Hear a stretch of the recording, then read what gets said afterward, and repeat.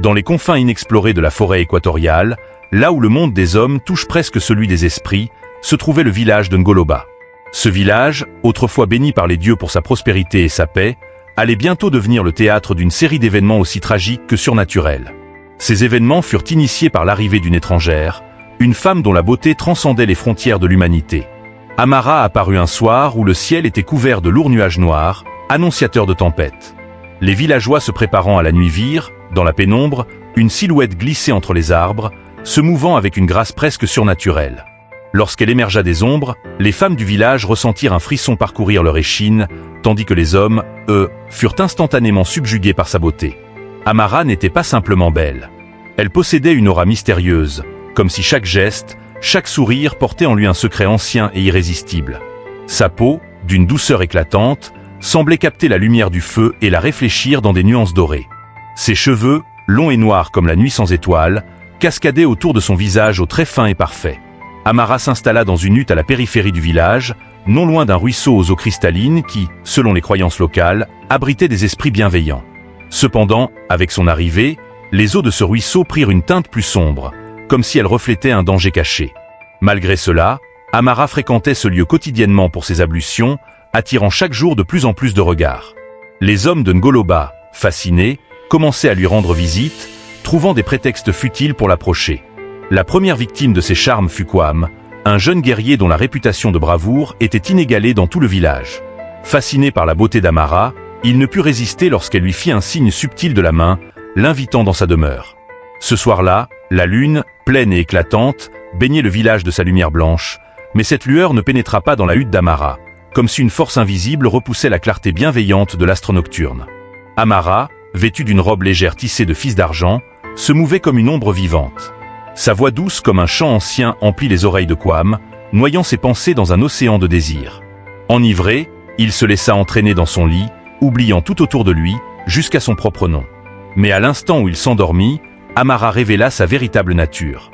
Sous la lumière de la lune qui filtrait à travers le toit de chaume, son corps commença à se métamorphoser. Ses cheveux, autrefois soyeux, se raidirent et devinrent comme des serpents, sifflant doucement tandis qu'il s'enroulait et se déroulait. Sa peau, si douce, se craquela, laissant place à une carapace d'écailles noirâtres qui reflétait la lumière dans des teintes macabres. Son visage, auparavant si doux, se déforma en une grimace démoniaque, sa bouche s'élargissant jusqu'à ses oreilles, révélant des crocs acérés dégoulinant de bave. Kwam, sentant l'horreur à venir, tenta de s'éveiller, mais il était déjà trop tard.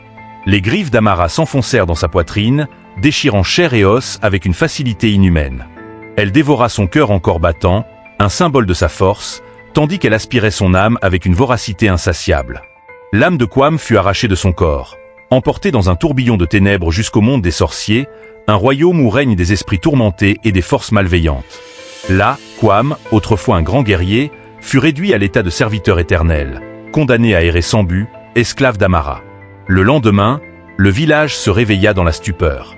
Kwam avait disparu sans laisser de traces.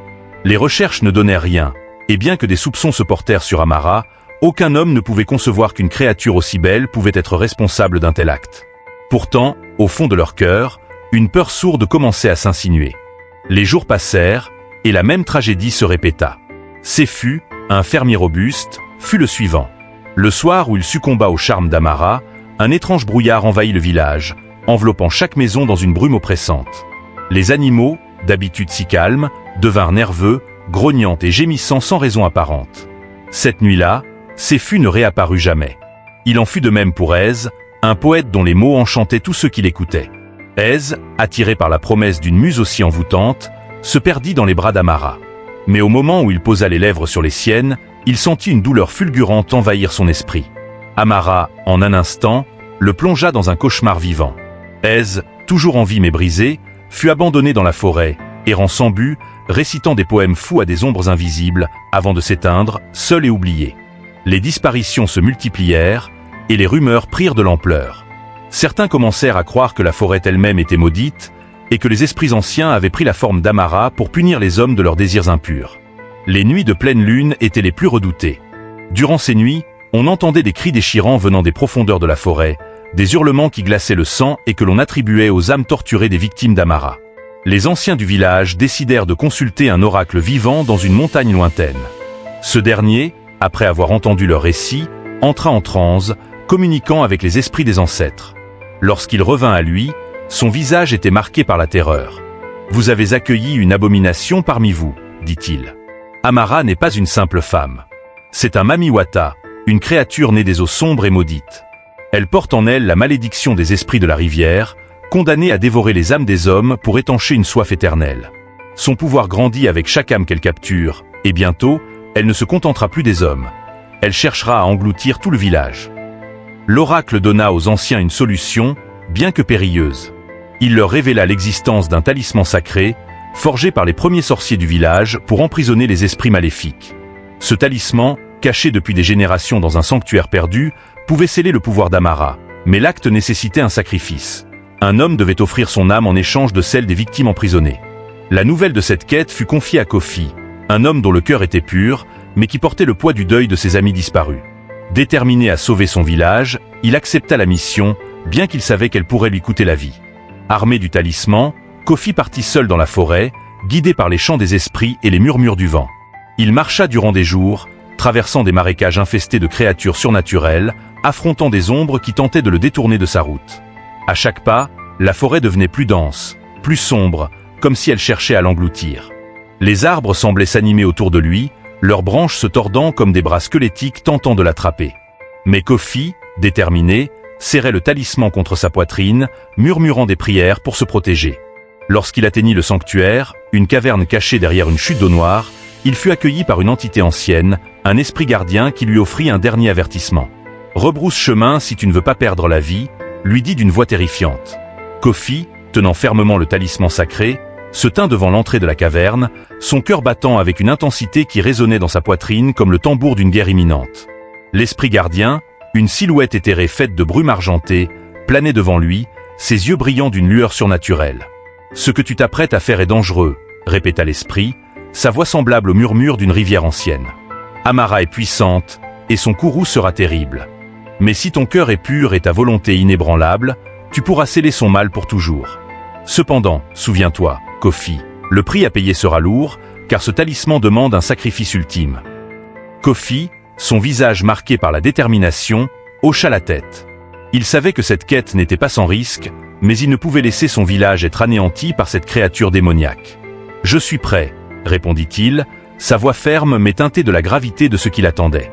Le gardien s'écarta, laissant Kofi pénétrer dans les ténèbres de la caverne. À l'intérieur, l'air était épais, chargé d'une énergie ancienne et oppressante. Les murs étaient ornés de symboles gravés, des runes anciennes qui semblaient vibrer sous la lueur vacillante de la torche de Kofi. Il savait que chaque pas le rapprochait d'Amara, et il sentait déjà la présence maléfique se renforcer à mesure qu'il avançait. Au bout du couloir, il déboucha sur une vaste chambre souterraine où une lumière pâle émanait d'un bassin d'eau noirâtre au centre de la pièce. Au-dessus du bassin, une forme indistincte flottait, baignée dans une aura sombre. C'était Amara, mais sous sa forme originelle. Une créature cauchemardesque, mi-femme mi-démon, son corps serpentant au-dessus de l'eau comme un spectre flottant entre les mondes. Ses yeux, deux puits de ténèbres, se fixèrent sur Kofi, et un sourire cruel déforma ses lèvres. « Alors, un autre homme vient me défier », murmura-t-elle, sa voix résonnant comme un écho de 1000 âmes tourmentées. « Crois-tu pouvoir me vaincre avec ce jouet d'enfant ?» Kofi ne répondit pas. Il brandit le talisman devant lui, les symboles gravés sur l'amulette brillant d'une lumière vive. La créature recula légèrement, un sifflement de colère et de peur s'échappant de sa gorge. Mais Amara n'était pas encore vaincue. Avec un cri perçant, elle se précipita vers Kofi, ses griffes acérées prêtes à le déchiqueter. Mais Kofi, préparé, récita les incantations que lui avait enseignées l'oracle. Le talisman s'illumina encore plus, projetant un faisceau de lumière sacrée qui frappa Amara de plein fouet. La créature hurla de douleur, se tordant sous la puissance de la magie ancienne qui la consumait. Mais au lieu de fuir ou de se rendre, Amara, dans un ultime acte de défi, invoqua toutes les âmes qu'elle avait dévorées. Autour d'elle apparurent les spectres de ses victimes, Kwam, Sefu, Ez, et bien d'autres, leurs visages déformés par la douleur et la peur, leurs âmes enchaînées à jamais à la créature. Ils se mirent à avancer vers Kofi, leurs mains tendues, cherchant à l'attraper, à l'entraîner dans les ténèbres avec eux. Kofi, sentant le désespoir l'envahir, ferma les yeux et se concentra sur le sacrifice qu'il devait accomplir. Il comprit alors la véritable signification des paroles de l'oracle. Pour sauver ses âmes et sceller Amara, il devait offrir la sienne en échange. Le talisman demandait plus qu'un simple combat. Il réclamait l'essence vitale de son porteur. Avec une détermination inébranlable, Kofi planta le talisman au cœur du bassin noir. Un éclair aveuglant traversa la caverne, illuminant chaque recoin d'une lumière pure et divine. La créature hurla, ses cris se mélangeant à ceux des âmes libérées. Alors que la lumière les enveloppait, les spectres des victimes se dissipèrent, libérés de leur tourment éternel. Mais pour Kofi, il n'y avait pas de retour en arrière. Il sentit son propre corps se dissoudre, son essence fusionnant avec le talisman, scellant à jamais le mal d'Amara dans le bassin. Lorsque les villageois de Ngoloba arrivèrent à la caverne le lendemain, guidés par les récits des anciens, ils ne trouvèrent que le bassin noir, désormais calme et silencieux, et une étrange amulette reposant à sa surface. Le corps de Kofi avait disparu, mais son sacrifice résonnait dans chaque pierre du sanctuaire. Les villageois comprirent alors ce qu'il avait fait pour les sauver. Ngoloba retrouva peu à peu sa paix, mais les récits de l'histoire de Kofi et d'Amara continuèrent à se transmettre de génération en génération. Les anciens gravèrent dans la mémoire du village une morale importante, destinée à avertir les futures générations des dangers de la tentation et du désir aveugle. La morale.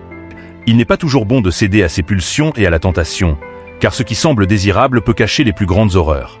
Prenez le temps de bien connaître ceux que vous invitez dans votre vie, car les apparences peuvent tromper, et l'âme peut être le prix à payer pour l'imprudence.